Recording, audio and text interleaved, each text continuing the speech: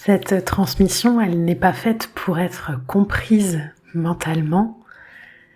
C'est vraiment une invitation à ralentir, à écouter autrement. Pourquoi pas habiter ce que tu vis sans chercher à le changer, mais simplement à prendre de la hauteur et à observer sous un prisme différent. Prends ce qui résonne et laisse le reste.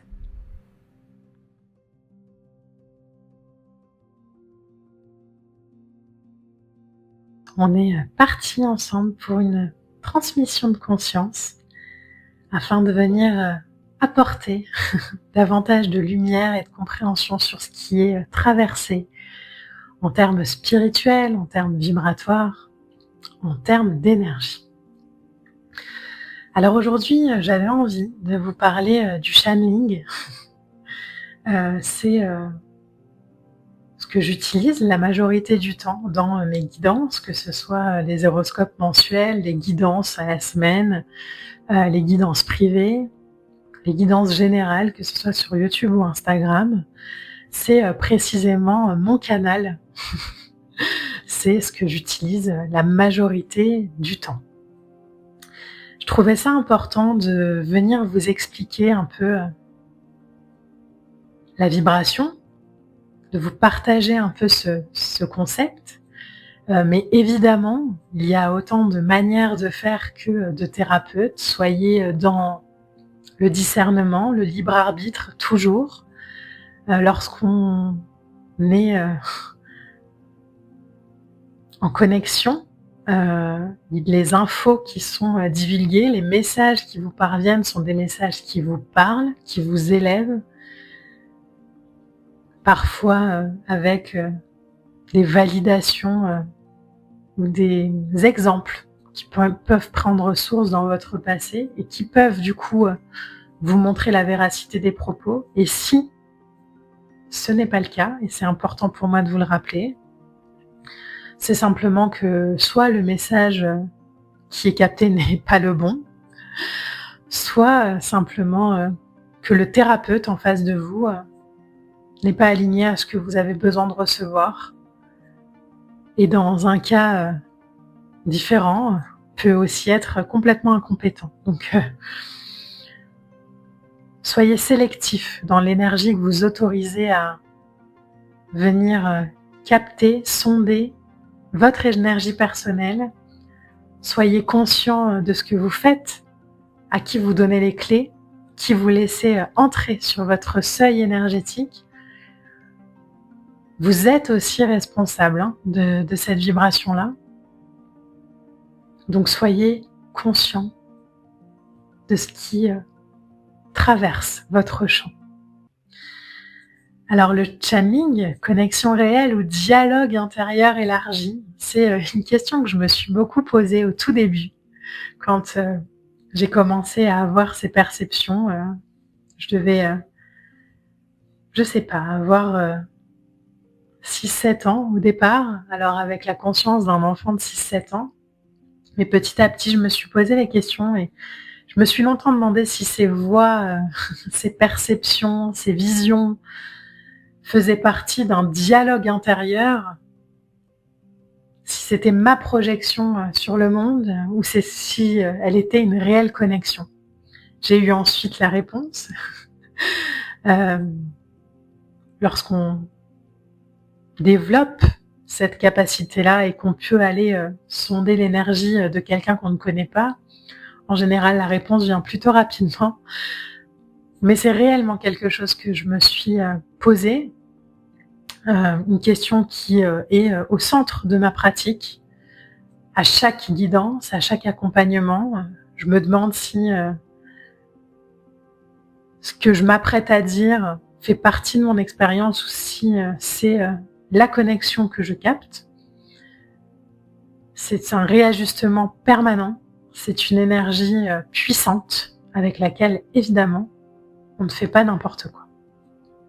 Alors le channeling intrigue, fascine, dérange aussi parfois. Certains y voient un dos, d'autres y voient une illusion.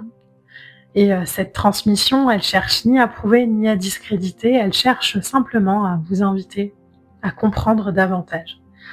Mais surtout à ramener la souveraineté là où elle doit rester. Le channeling, littéralement, ça signifie canaliser. Alors il s'agit d'un don, d'une perception, d'une ouverture qui permet d'entrer dans un état de réception où une information semble émerger d'un autre plan de conscience. On a la confirmation, plus on pratique, mais au départ, on a la sensation que c'est pas forcément quelque chose de matériellement faisant partie de ce monde. Alors certains peuvent canaliser des guides, des entités, des consciences supérieures, des défunts, des dimensions cosmiques. Mais l'idée de cette transmission, c'est vraiment de venir vous montrer, vous partager ce qui se passe réellement. Alors il y a plusieurs possibilités, évidemment. Je vais essayer de vous en partager quelques-unes avec ma fréquence et ma vibration. La première possibilité, ce serait que le channeling est une forme d'accès élargi à l'inconscient. Lorsqu'on canalise, le mental se met en retrait. C'est pas une question, c'est pas une demande. Il n'y a absolument aucun mental, aucune référence à soi lorsqu'on canalise, que ce soit pour soi ou pour les autres. Et vous comprenez du coup que c'est toujours un peu plus subtil d'aller canaliser pour soi-même. Ça demande une concentration plus forte parce que ça invite à ne surtout pas se référer à ses sentiments propres personnels, à son désir personnel, à ses attentes. Lorsqu'on coupe le mental, lorsque le mental se met en retrait, on a la possibilité d'aller faire émerger des contenus profonds, des intuitions fines, des symboles, des mémoires, des archétypes. Et ça peut donner l'impression d'avoir l'information qui vient d'ailleurs. Elle peut venir d'un niveau de conscience habituellement inaccessible. La deuxième possibilité, ce serait que la conscience humaine n'est pas strictement enfermée dans le cerveau. Et si la conscience, elle fonctionne comme un champ, alors on pourrait exister dans différentes zones d'interconnexion. Dans ce cas-là, le channeling, ce ne serait pas une possession, mais c'est une syntonisation, comme une radio qui change de fréquence.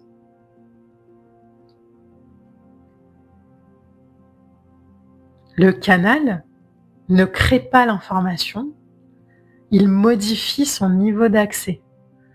La personne, le thérapeute, qu'on a tendance à appeler canal évidemment, ne crée pas l'information. Il choisit juste d'aller modifier l'accès qui le traverse. Alors, ce qui est important aussi de rappeler, ce qui me semble essentiel, c'est que le channeling n'est jamais pur s'il traverse un ego non intégré. Parce que, c'est ce que je vous expliquais un peu plus tôt, tout message passe à travers une structure psychique du canal.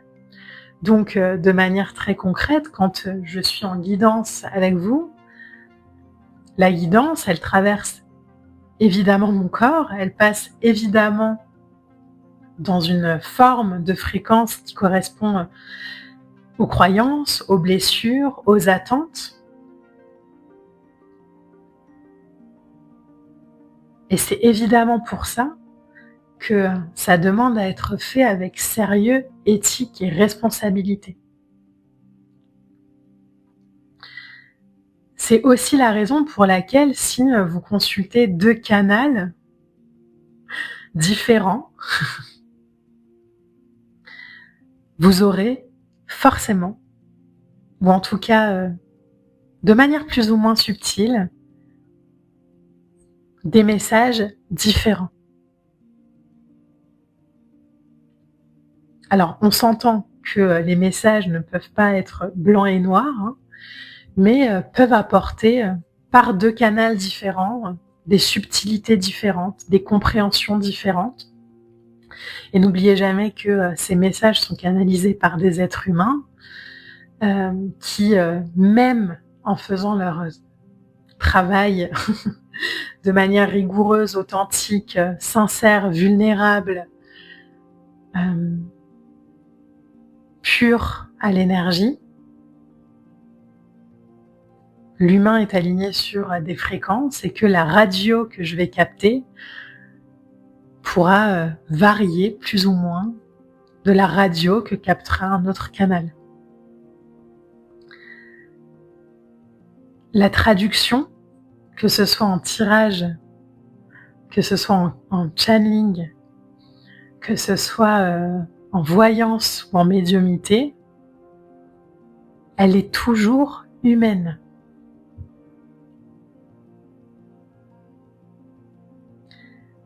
C'est aussi pour ça, je crois que vous m'avez souvent entendu le dire, que je prends beaucoup de temps à sélectionner les mots que je vous partage, que je vous transmets, parce que la vibration qui est captée, dans mon monde, elle voudra peut-être dire blanc, mais dans le monde que je canalise, ce sera peut-être une couleur beige, une couleur rose pâle, une couleur ivoire, une couleur pastel.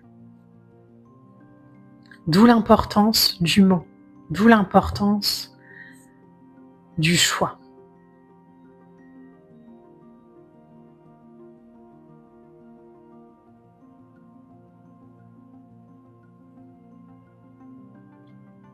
N'oubliez jamais que peu importe le canal que vous allez consulter, vous faites preuve de discernement, de libre arbitre. La conscience mature, elle ne s'agenouille pas devant une voix invisible, elle écoute, puis elle vérifie intérieurement. C'est ce qu'on appelle les filtres. Donc un channeling sain ne rend pas dépendant, mais il renforce votre autonomie. Un tirage tarot, pareil. Si le message reçu enlève votre pouvoir, c'est que c'est pas aligné. S'il vous infantilise, c'est que ce n'est pas juste. S'il vous rend plus centré, plus lucide, plus responsable, alors il a servi à quelque chose.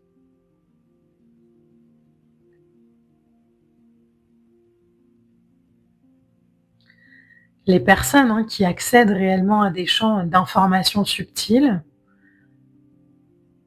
elles ne sont en rien supérieures, elles ne sont en rien infaillibles, et ça ne les place surtout pas au-dessus de vous. Le channeling, ça ne remplace pas la conscience personnelle, il apporte une perspective.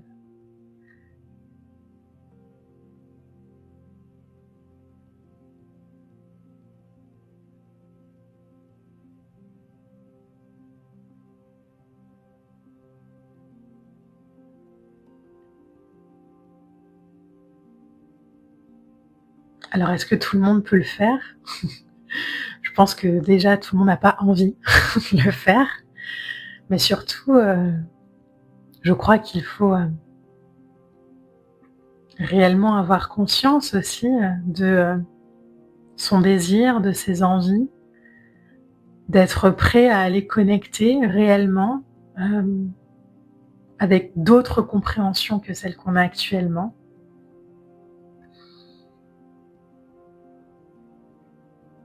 Et savoir aussi que le mystère reste ouvert. Mais qu'on réussisse à canaliser ou non, qu'on en ait l'envie ou non, que cette vibration, ce don-là s'ouvre ou non, la souveraineté, elle ne doit jamais être abandonnée. Alors au travers de cette guidance, j'aimerais vous dire que le channeling, c'est pas à glorifier. On n'a pas réussi sa vie à 100% quand on canalise, mais c'est pas non plus à rejeter. C'est simplement à observer. Et si une information qui vous est transmise vous rend plus libre, plus ancré, c'est qu'elle est utile. Si elle vous rend plus dépendant ou si elle vous fait sentir inférieur, elle doit être questionnée.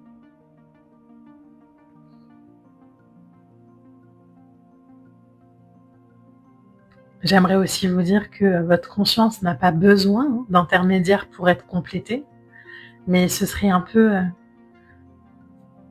ce partage aussi que j'aimerais vous apporter. C'est il y a énormément, par exemple, de pianistes.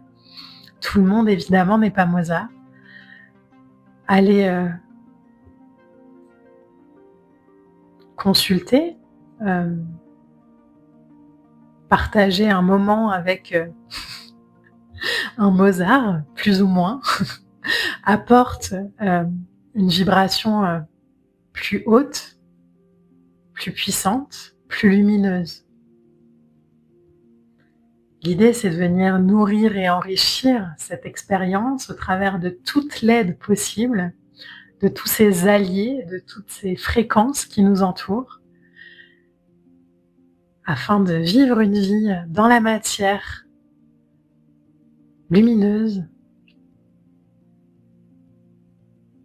en alignement parfait à ce qu'on est,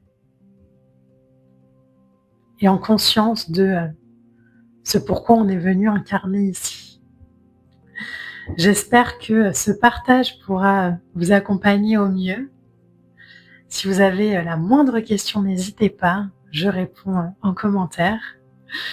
C'est très important pour moi, ces moments de transmission. J'aime beaucoup les avoir avec vous. Ça me permet aussi de venir vous donner une vibration, une fréquence différente. Alors merci infiniment d'avoir pris le temps de l'écouter. Je vous embrasse et je vous dis à très bientôt.